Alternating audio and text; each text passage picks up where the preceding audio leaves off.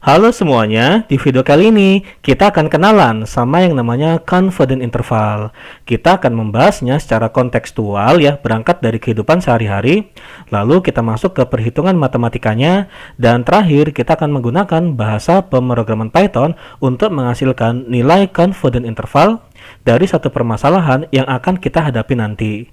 Tapi sebelum masuk ke pembahasan, teman-teman bisa mendukung channel ini ya dengan mengklik subscribe dan aktifkan notifikasinya, karena sebisa mungkin channel ini akan sering update materi mengenai statistika, sains, data science, dan machine learning.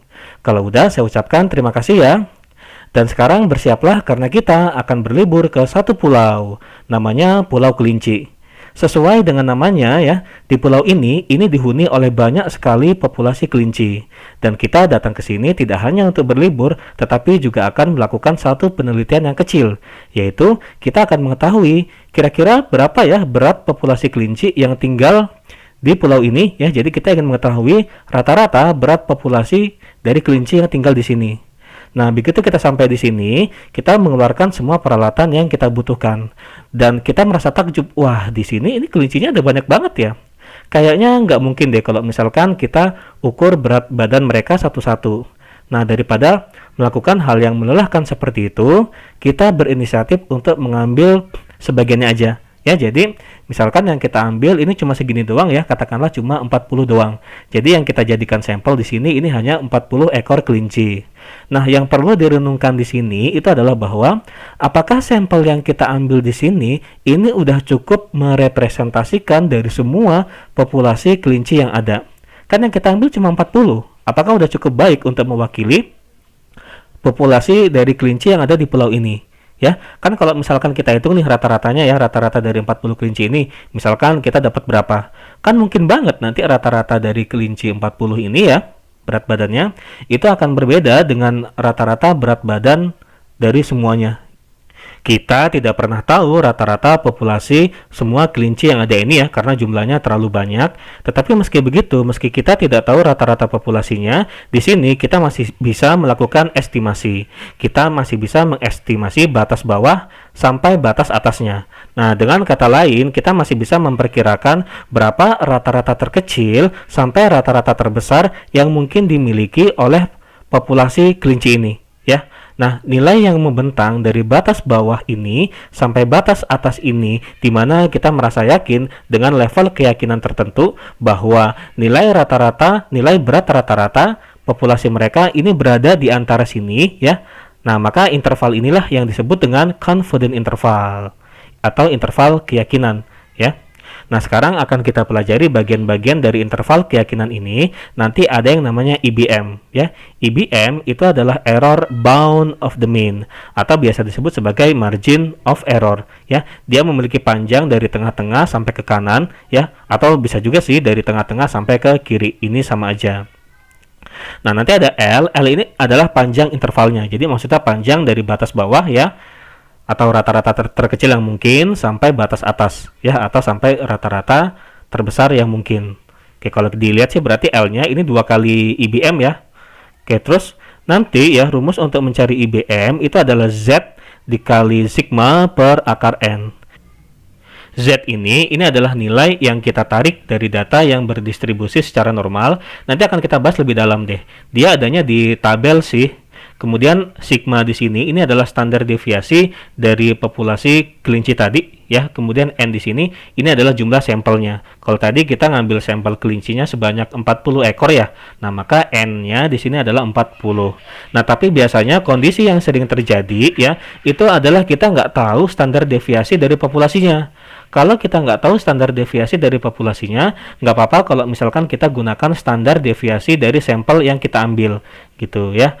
Nah, jadi ini di sini kita rumusnya jadi S ya, S kecil di sini ini adalah standar deviasi dari sampelnya, gitu. Nah, hati-hati ya kalau misalkan teman-teman berada pada kondisi ini ya, udah mah nggak tahu standar deviasi dari populasinya berapa, dan ya, nah dan ini berarti harus dua-duanya terpenuhi nih, dan jumlah sampel yang teman-teman ambil ini sedikit gitu. Jadi mungkin kita lagi mager gitu ya, jadi aduh ini ngambil kelincinya jangan banyak-banyak deh, 20 aja atau 25 aja gitu. Nah, maka Kalau dua kondisi ini terpenuhi, nanti rumus IBM-nya jadi nih, IBM sama dengan T S per akar N, ya. Nah, karena untuk data yang sedikit ya, yang kurang dari 30, ini dia belum berdistribusi secara normal, ya. Kayak ini yang kurva yang berdistribusi normal warna merah ini ya. Untuk data yang jumlahnya sedikit, dia akan mengikuti distribusi T ya, atau T distribution. Makanya rumusnya di sini jadi T ya, bukan Z. Oke, ini untuk distribusi T ya, atau T student distribution namanya. Ini belum dibahas di channel ini ya, maka nanti akan kita bahas di lain kesempatan aja. Biar lebih jelas, kita ke contoh soal aja deh. Di sini ada soal, data berat kelinci di suatu pulau itu berdistribusi secara normal dengan standar deviasinya sebesar 8, lalu 40 ekor kelinci diambil secara acak. Didapatkan rata-rata sampelnya itu adalah 10 kg. Tentukan 95% confidence intervalnya. Oke, kita daftarkan dulu apa aja yang diketahui di soal ya. Standar deviasi dari populasinya itu 8, lalu jumlah kelinci yang kita jadikan sampel itu ada 40 ekor. Oke, yang 95% ini namanya confidence level ya, akan kita bahas sebentar lagi. Kemudian 40 ekor kelinci itu ketika dihitung rata-ratanya kita dapatkan 10 kg. Oke, berarti ini rata-rata sampelnya ya 10 kg, kita simbolkan sebagai X bar ya. Jadi X bar ini adalah rata-rata sampelnya. Oke, kita berhadapan sama data yang berdistribusi secara normal. Perhatikan bahwa yang 95% ini ya, itu adalah area yang diarsir dari sini ya, dari sini sampai sini. Gitu. Jadi dari sini ke sini ini adalah 95%. Oke, ini coba ya ditandai terlebih dahulu, ini 95%. Tetapi yang dimasukkan ke perhitungan nanti ya, yang dimasukkan ke rumus nanti, ini bukanlah area dari sini sampai sini ya, melainkan area dari paling pojok kiri ini sampai sini gitu. Nah, karena itu kita akan mencari area dari sini sampai sini. Caranya nggak susah ya. Jadi kan tadi yang merah ini kan 95% ya, yang diarsir warna merah ini. Berarti yang nggak diarsir ini 5% dong ya. Nah, karena yang nggak diarsir ini ada 2 ya, berarti ini 2,5% kan ya. Ini juga 2,5%. Sehingga area yang diarsir dari sini sampai sini ya, dari sini sampai sini, dari paling pojok kiri ini sampai di sini ya, atau coba, nah ini yang di sini ya. Inilah yang dimasukkan ke perhitungan, yang dimasukkan ke rumus nanti. Yaitu area yang diarsir tersebut itu adalah 2,5% ditambah 95%. Kita dapatkan hasilnya adalah 97,5%. Nah, 97,5% ini disebutnya sebagai CDF ya. CDF ini udah kita pelajari sebelumnya ya di video berikut. CDF di sini ini adalah cumulative density function. Begitu kita udah mendapatkan CDF-nya, maka mudah bagi kita untuk menentukan nilai dari Z-nya ya, bisa menggunakan tabel. Oke, kalau menggunakan tabel caranya seperti ini. Kan tadi ini 97,5% ya, atau itu berarti kan 0,975.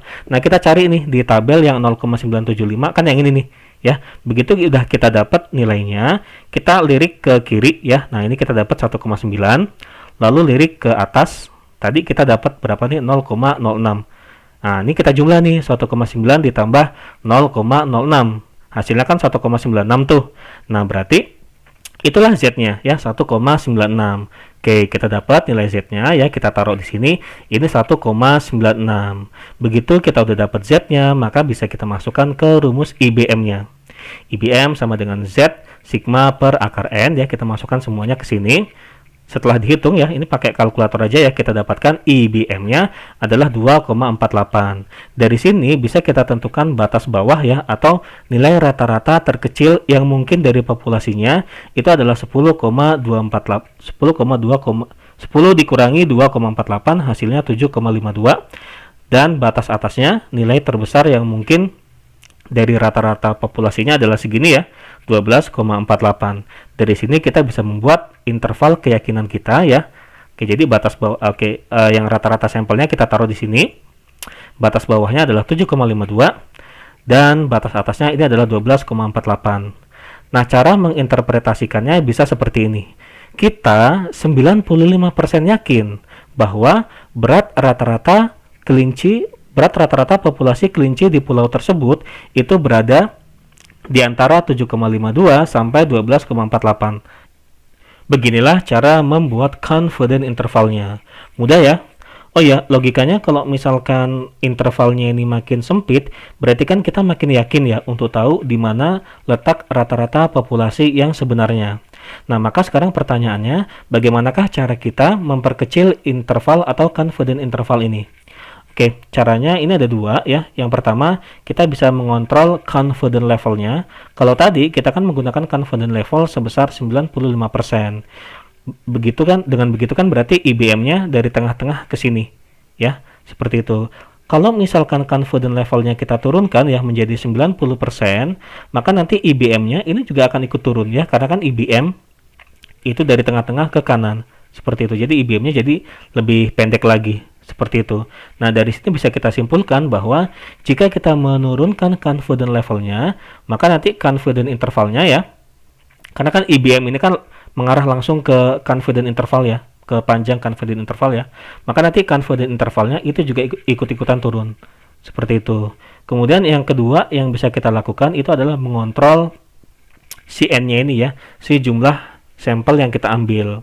Kalau kita lihat di rumus ini, hubungan antara IBM dan n-nya itu berbanding terbalik. Artinya makin banyak sampel yang kita ambil, maka nanti IBM yang kita dapatkan itu makin kecil. Ya, kalau gitu confidence intervalnya juga makin kecil dong ya, sehingga kita jadi lebih yakin di mana mengetahui rata-rata populasinya. Seperti itu. Yang ini cukup logis sih, karena kan makin banyak jumlah sampel yang kita ambil, berarti kan kita makin mendekati si populasinya. Ya, berarti kan kita makin mendekati tahu di mana letak rata-rata si populasinya. Oke, kemudian yang terakhir, kita akan praktek ya dengan menggunakan bahasa pemrograman Python. Kalau di Python ini jadi lebih simpel banget sih. Hanya dengan satu baris kode kita udah bisa mendapatkan confidence intervalnya. Caranya seperti ini ya. Silakan teman-teman diimpor dulu beberapa library yang kita gunakan ini. Oke, jadi caranya seperti ini ya. Kita buat dulu variabelnya. Misalkan nama variabelnya ini confin ya, confidence interval. Oke, cara ngedapetinnya seperti ini ya. Kita menggunakan fungsi stats yang tadi kita impor dari library SciPy ini ya untuk mengenerate data yang berdistribusi secara norm ya, secara normal. Kemudian karena kita ingin mendapatkan nilai intervalnya, ketik di sini interval ya. Interval, kemudian nah kita masukkan confidence level tadi ya, kita menggunakan confidence levelnya itu sebesar 0,95. Terus log di sini ini adalah rata-rata dari sampel kita. Ya, tadi rata-rata sampel kita itu kan 10 ya. Terus nah, di sini ada scale. Oke, scale di sini ini adalah bagian di rumus tadi yang sigma per akar n ya. Oke, sigmanya itu kan tadi 8 ya per akar n. N tadi di situ itu tadi jumlah sampel kita tadi 40 ekor kelinci ya, jadi 40. Nah, sekarang coba kita print. Oke. Coba kita print. Apakah nanti hasilnya sama dengan hasil dari soal yang tadi kita kerjakan? Nah, hasilnya sama ya, 7,52 sampai 12,48 kalau dibulatkan. Sebelum kita tutup, mengartikannya jangan seperti ini ya. Jangan dikatakan bahwa berat rata-rata dari populasinya itu berada di antara 7,52 sampai 12,48. Karena sebenarnya yang kita lakukan dari awal itu sebenarnya cuma mengestimasi aja sih. Kita mengestimasi dengan level keyakinan 95% bahwa berat rata-rata populasinya itu berada di 7,52 sampai 12,47. Artinya sebenarnya berat rata-ratanya itu bisa berada di rentang ini, tapi juga bisa berada di luar rentangnya. Kita nggak pernah tahu ya. There is no way we can actually know. Oke, cukup sampai di sini dulu ya pembahasan di video ini. Sampai jumpa di video berikutnya.